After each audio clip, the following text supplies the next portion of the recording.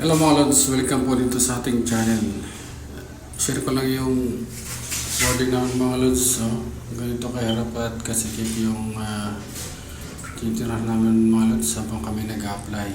You know, kahit nag-medical ka, dito ka, solid naman at mura lang mga lods. Enjoy naman at nakasama mo yung mga kapwa mo OFW mga lods. You know, may aircon pero sa gabi lang gumagana mga lods. O, diba? Kanya-kanya na lang liquid ng mga gamit mga lods.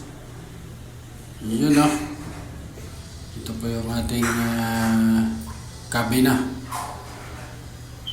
Diba? Iba nakahiga. Iba yung nagsisilpon. At walang magawa habang naghihintay mga lods. Okay. See you next time.